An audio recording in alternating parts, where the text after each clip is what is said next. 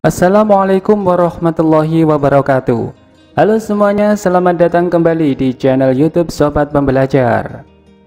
Pada video kali ini saya akan sharing materi tentang Archaebacteria. Jadi langsung saja kita ikuti pembahasan berikut ini. Pertama-tama kita akan membahas terlebih dahulu karakteristik umum Archaebacteria. Karakteristik Archaebacteria yang pertama adalah bersifat uniseluler dengan ukuran sekitar 0,1 hingga 15 mikrometer. Yang kedua, Archaebacteria ini hidup di tempat atau habitat yang ekstrim, misalnya dalam kondisi asam, air garam atau alkali, tekanan yang lebih tinggi dari 200 atmosfer, dan dapat pula hidup pada suhu yang tinggi. Yang ketiga, Archaebacteria ini memiliki membran sel yang tersusun atas lemak, berupa ikatan ether dan unit isopren. Yang keempat, sel bersifat prokaryotik, yaitu belum memiliki membran inti. Yang kelima, Archaebacteria ini memiliki lipid yang bercabang pada membran selnya. Yang keenam, dinding sel terdiri atas polisakarida dan protein, bukan peptidoglikan. Yang ketujuh, kelompok Archaebacteria ini tidak mempunyai retikulum endoplasma, mitokondria, lisosom dan juga badan Golgi. Yang kedelapan, ribosom mengandung beberapa jenis RNA polimerase. Yang kesembilan, Archaebacteria ini memiliki asam nukleat berupa DNA dan RNA. Yang kesepuluh, cara reproduksi Archaebacteria dengan pembentukan tunas, pembelahan biner maupun dengan fragmentasi. Yang kesebelas, Archaebacteria ini bersifat sensitif terhadap toksin difteri. Yang ke-12, Archaebacteria ini dapat hidup secara koloni atau berkelompok, maupun hidup soliter atau sendiri-sendiri. Yang ke-13, Archaebacteria ini beberapa spesies mempunyai flagel yang digunakan untuk bergerak. Dan yang ke-14, Archaebacteria ini bersifat aerob, anaerob fakultatif, dan juga anaerob obligat.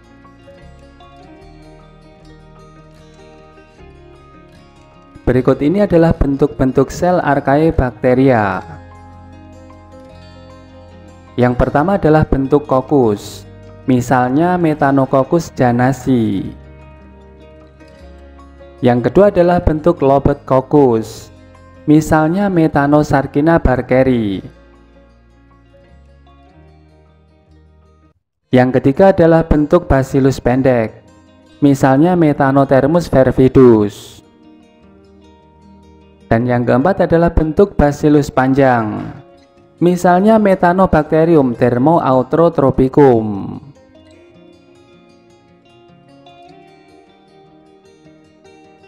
Berikut ini adalah karakteristik Archaebacteria yang lain. Archaebacteria ini memiliki transposon. Kemudian Archaebacteria ini juga bersifat haploid. Pembelahan sel dalam waktu 20 menit dalam kondisi lingkungan yang ideal.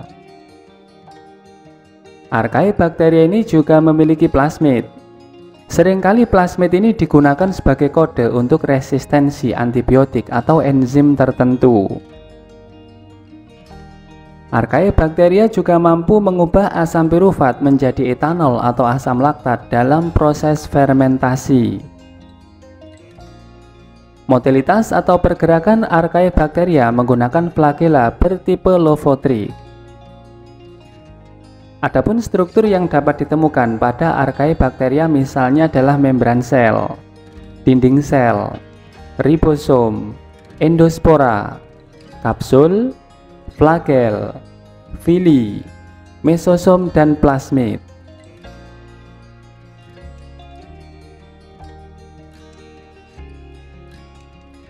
Habitat Archaebacteria misalnya dapat hidup pada suhu yang tinggi, yaitu hingga 100 derajat Celcius. Archaebacteria juga dapat hidup pada tekanan yang tinggi, bahkan lebih dari 200 atmosfer. Kemudian Archaebacteria juga dapat hidup pada kondisi salinitas yang ekstrim, alkalinitas, ataupun keasaman. Archaebacteria juga dapat hidup di saluran pencernaan ruminansia, rayap, dan laut, yaitu di tempat yang menghasilkan metana. Selain itu, Archaebacteria juga dapat hidup di tanah, kondisi anoksik di lumpur, dasar laut, dan deposit minyak bumi. Berikut ini adalah contoh kelompok Archaebacteria. Misalnya Methanospirillum hungatei, Methanobacterium thermoautotrophicum, Thermoacidophils, Methanobacterium ruminantium, Methanospirillum bacteri, dan Methanogenium thermophilum. Berikut ini adalah habitat kelompok Archaebacteria. Yang pertama adalah kelompok Archaebacteria thermophil. Archaebacteria thermophil ini berhabitat di suhu yang tinggi. Yang kedua adalah hiperthermophil, yaitu kelompok Archaebacteria yang mampu hidup pada suhu sangat tinggi, bahkan hingga mencapai suhu 121 derajat Celcius. Yang ketiga adalah kelompok Archaebacteria psychrophil, yang mampu hidup pada suhu yang dingin, misalnya di Antartika, yang dapat tumbuh paling baik pada suhu 4 derajat Celcius. Selanjutnya yang keempat adalah kelompok halofil, yang mampu hidup di lingkungan yang sangat asin dengan kadar garam tinggi seperti di laut mati. Kemudian yang kelima adalah acidofil, yaitu kelompok Archaebacteria yang hidup pada pH rendah, serendah pH 1 dan bisa mati pada pH 7. Dan yang keenam adalah kelompok Archaebacteria alkalifil yang mampu berkembang pada pH tinggi. Berikut ini adalah alasan mengapa Archaebacteria mampu hidup pada habitat yang ekstrim.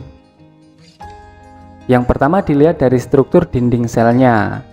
Dinding sel Archaebacteria ini memiliki beberapa lapisan, misalnya lapisan pseudopeptidoglikan, ulangan N-asetilglukosamin, dan N-asam asetil talosaminuronik dengan ikatan 1, 3, dengan 7, grup L-asam amino yang saling bertumpang tindih. Kemudian lapisan polisakarida merupakan polimer tebal galaktosamin, asam glukuronat, glukosa, dan asetat. Selanjutnya lapisan glikoprotein merupakan protein bermuatan negatif, dapat menetralkan Na+ kurang dari 15%, dengan asam amino asam aspartat yang berikatan dengan polimer glukosa, glukosamin, manosa, galaktosa, ribosa, dan arabinosa. Kemudian lapisan protein merupakan subunit polipeptida tunggal yang berbentuk lembaran.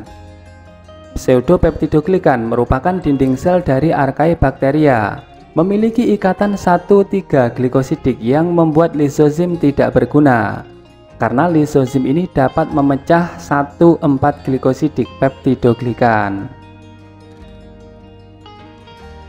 Yang kedua adalah struktur membran sel. Membran sel terbuat dari lipid dibivitanyl diether. Unit dasar membran sel adalah digliserida, bukan trigliserida. Posisi ketiga ditempati oleh fosfat, sulfat atau gula.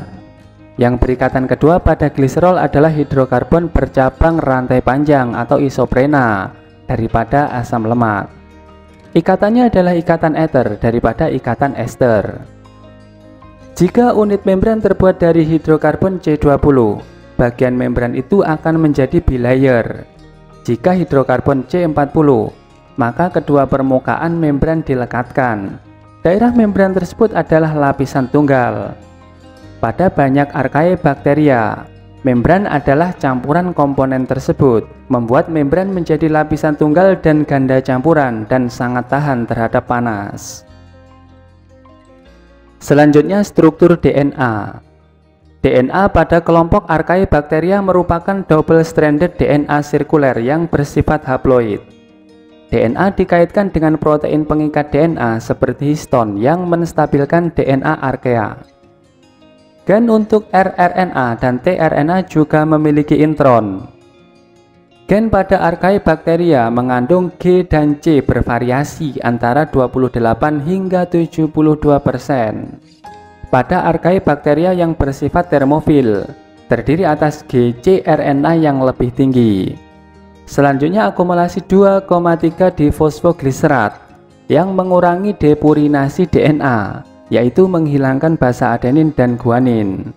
Selanjutnya sulfolobus yang merupakan salah satu contoh kelompok Archaebacteria memiliki SAC7D, protein yang menstabilkan heliks ganda DNA sehingga DNA stabil pada suhu 40 derajat Celcius.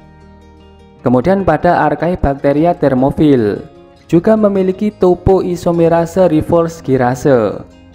DNA yang digulung oleh girase terbalik membentuk supercoil positif daripada supercoil negatif, yaitu supercoil yang lebih kuat dan lebih sulit dilepaskan daripada supercoil negatif. Selanjutnya struktur enzim dan asam amino. Enzim distabilkan oleh lebih banyak jembatan ionik antara gugus R asam amino dan memiliki lebih banyak asam amino inti hidrofobik dalam urutannya. Ini berarti bahwa protein terlipat rapat dan kuat untuk menghindari denaturasi dalam panas atau salinitas. Dihipotesiskan bahwa urutan asam amino enzim termofilik mengandung konsentrasi asam amino tertentu yang jauh lebih tinggi. Sekuen tRNA dari beberapa hypertermofilik terdiri atas misalnya treonin dan leusin sebagai suhu pertumbuhan normal.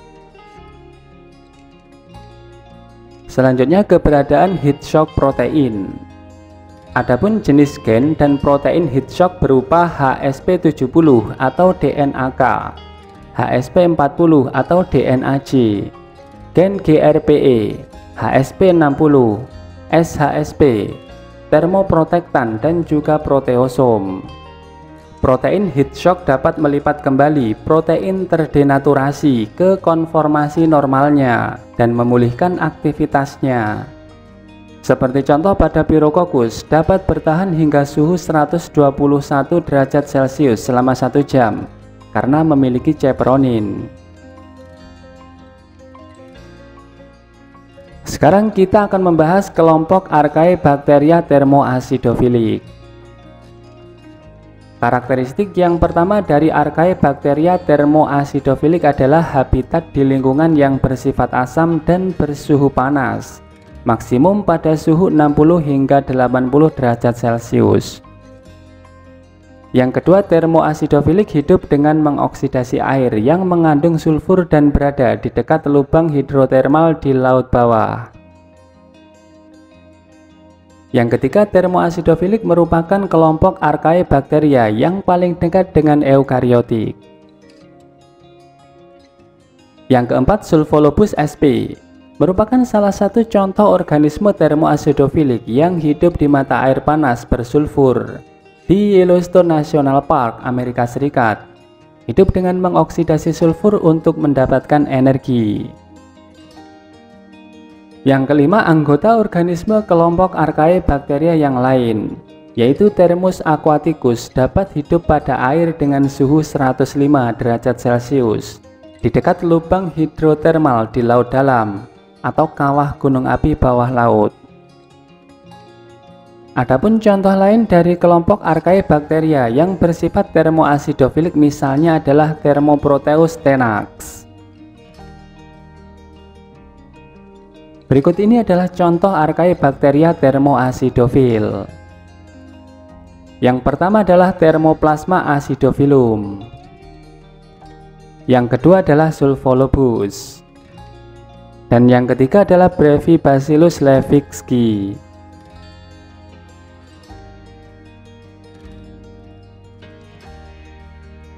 Selanjutnya kita akan membahas Archaebacteria ekstrim halofil.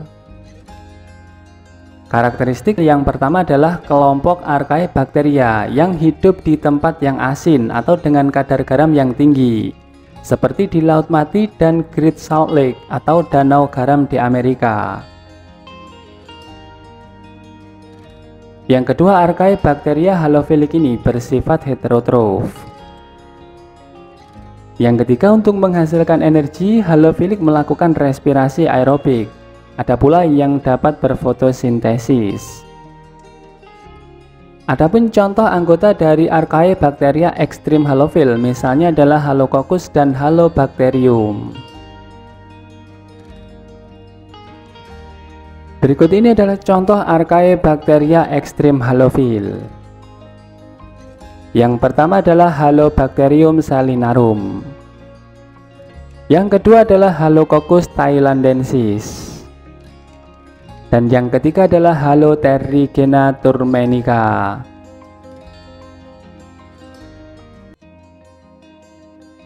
Kemudian kita akan membahas Archaebacteria metanogen. Karakteristik pertama dari Archaebacteria metanogen adalah bahwa Archaebacteria metanogen merupakan kelompok Archaebacteria yang mampu mereduksi karbon dioksida menjadi air dan metana dengan menggunakan hidrogen. Yang kedua, metanogen bersifat kemosintetik dan anaerobik. Yang ketiga, Archaebacteria metanogen berhabitat di rawa, lumpur, dan tempat-tempat dengan sedikit oksigen, dan bersimbiosis di dalam perut atau saluran pencernaan hewan ruminansia seperti rayap, sapi, dan herbivor lain yang mengandalkan makanan berselulosa. Yang keempat, metanogen memiliki peranan penting dalam nutrisi. Contohnya adalah Succinomonas amylolytica sebagai pemecah amilum di dalam pencernaan sapi. Selain itu, metanogen juga berperan sebagai pengurai, sehingga dapat digunakan dalam pengolahan kotoran hewan untuk menghasilkan gas metana yang menjadi bahan bakar alternatif. Yang kelima, metanogen mengandalkan makanan dengan cara membusukkan sisa-sisa tumbuhan yang telah mati, kemudian menghasilkan gas metana. Bakteri ini juga mampu menghasilkan metana atau CH4 dari hasil oksidasi H2 dan CO2. Contohnya adalah Lachnospora multiporus. Organisme ini mampu memecah dan menyederhanakan pektin. Contoh lain adalah Ruminococcus albus yang mampu memecah selulosa, dan Methanococcus janasi yang merupakan penghasil gas metan. Berikut ini adalah contoh Archaebacteria metanogen. Yang pertama adalah Ruminococcus, dan yang kedua adalah Methanococcus janasi. Selanjutnya kita akan membahas Archaebacteria reduksi sulfur. Karakteristiknya yang pertama adalah seperti bakteri metanogen. Reduksi sulfur tinggal di daerah ventilasi vulkanik dan kolam renang.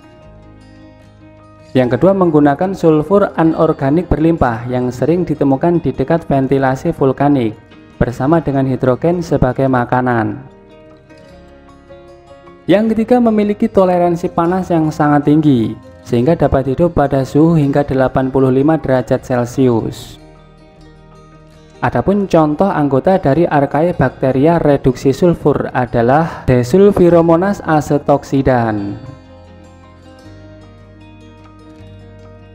Demikian pembahasan tentang Archaebacteria, semoga bermanfaat. Selamat belajar dan semoga sukses. Wassalamualaikum warahmatullahi wabarakatuh.